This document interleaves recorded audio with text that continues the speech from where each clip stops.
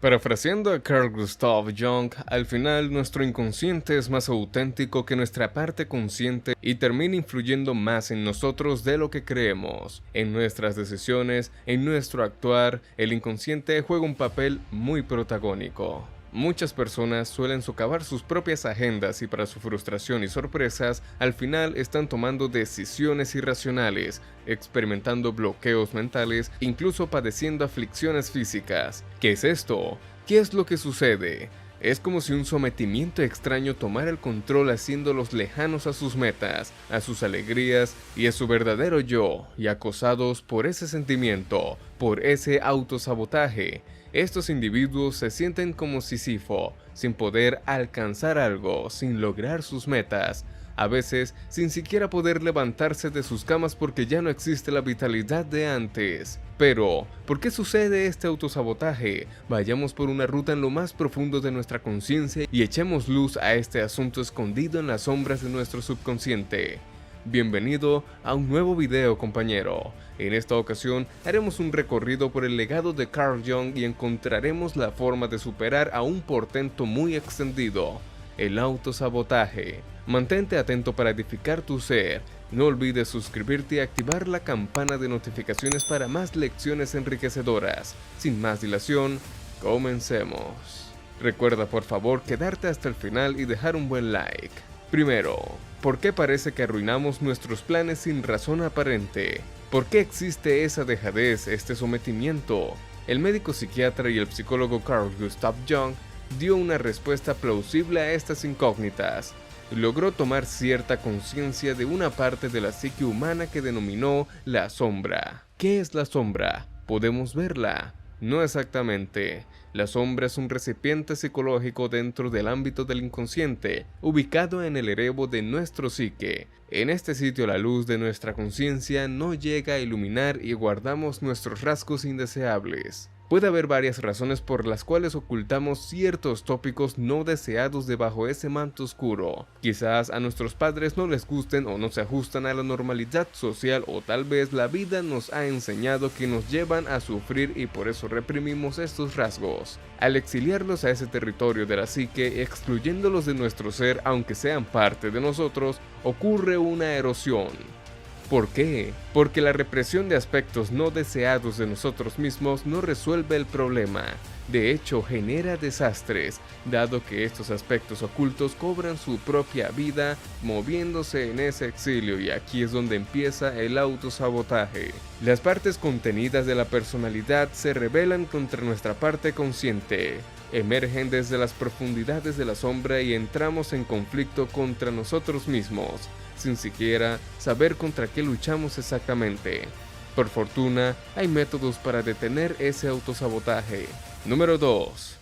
Jung propone una solución: no reprimir lo que mora en la sombra, sino integrarlo a nuestra personalidad. Y solo podemos lograr esto volviendo consciente lo inconsciente y descubriendo lo que se encuentra debajo de ese manto. Pero primero hay que dilucidar una confusión que existe sobre el papel de la sombra. Se piensa que la sombra es simplemente el lado oscuro y negativo de la personalidad, que es esa parte de nosotros que alberga todos nuestros impulsos negativos, y debido a esto la sombra como concepto psicológico se representa como algo sombrío, una parte yepta, otro yo negativo, pero la sombra es más un lugar a oscuras, un erebo que algo oscuro en sí, como una especie de tártaro. La sombra es un lugar de la psique donde la luz de la conciencia no brilla y se guardan los cachivaches de nuestro subconsciente. Esas partes reprimidas son encerradas allí, esas cosas que no estamos dispuestos y no podemos enfrentar o reintegrar en el momento, sea por un trauma o una necesidad ignota. Número 3. Cuando hablamos de trabajar con la sombra, hay que integrar a todas esas partes reprimidas de la personalidad, pues son las partes del yo que moran en ese lugar oscuro. Hay que sacarlos a la luz del sol, de ese armario inconsciente, para llegar a ser mejores personas. Lo mejor de todo es que no hay nada que temer, pues las nociones que habitan en las sombras no son demonios totales o son inherentemente negativas. es solo que han sido exiliadas en ese lugar y operan fuera de nuestra conciencia consciente, valga la redundancia, y usualmente causan contrariedades para nosotros debido a esta desconexión. Para explotar la sombra hay que tomar en cuenta que las características de tu personalidad que se reprimen no es como si estuvieras algunos rasgos reprimidos. No es como reprimir mis alegrías, reprimir avaricia o reprimir mi soberbia. Estos aspectos son flotantes y para reprimirlos tendrás que reprimir un pedazo completo de tu personalidad que esté asociado con esas cualidades. Esos pedazos de personalidad que se desprenden de la conciencia consciente son, al final de cuentas, más como pequeñas personalidades y cada una de ellas eres tú al completo, porque son fragmentos de tu personalidad, y cuando ellas se desprenden de tu consciente y se colocan en el erebo de la sombra hay un cismas, se vuelven autónomas de tu personalidad consciente. El ego, la parte de ti que está en la aurora de la conciencia, eso que llamas yo. Así como nuestra personalidad consciente tiene sus propias perspectivas, la sombra también las tiene, y ambas pueden chocar entre sí o no hacerlo. Número 4.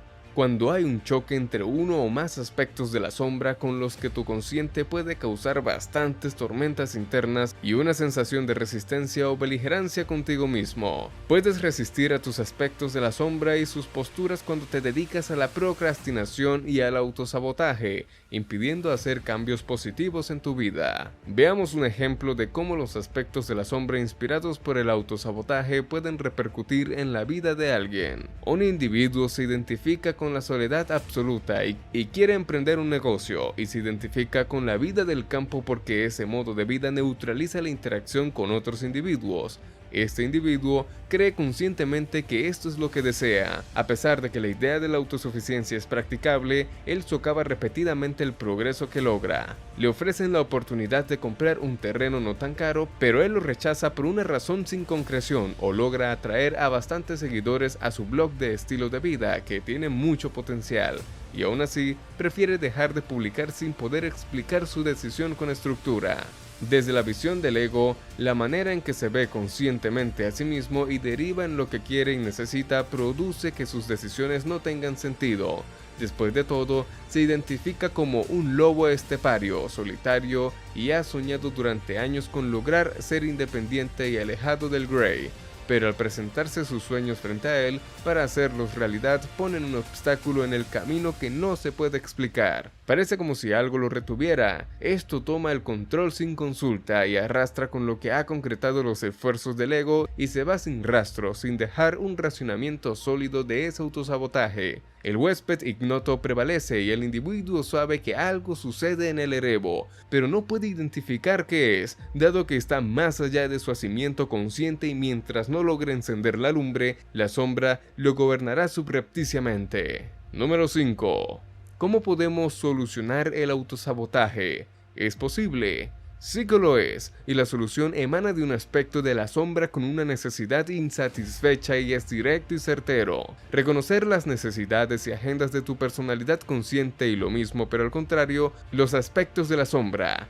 Y esto requiere una observación exhaustiva, destructora y una honestidad trituradora. Si somos honestos con nosotros mismos, obtendremos concordia entre ese erebo y la aurora consciente.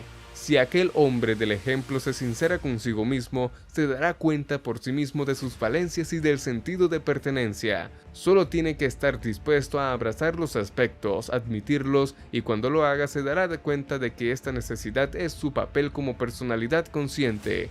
E hilar esta necesidad del aspecto de la sombra en el consciente para el éxito financiero y realizar los cambios necesarios para complacer esa necesidad en vez de imaginarse a sí mismo volviéndose un ser apartado e independiente. Cuando logre el éxito financiero, podrá imaginarse teniendo más tiempo a solas y libertad, debido al dinero que gana y finalmente utilizando el tiempo y la libertad para socializar y conectarse con amigos y seres queridos, que al final es otro deseo pero insanamente escondido.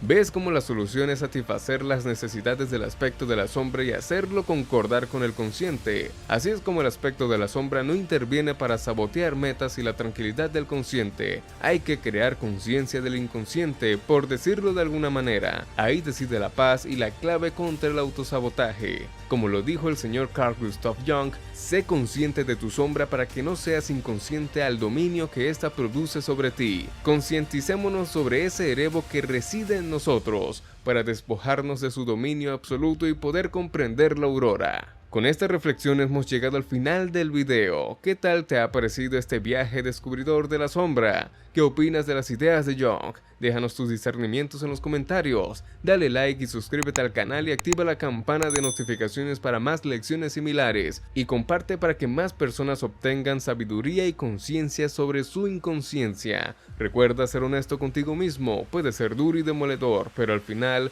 eso es lo que nos hace florecer desde las sombras.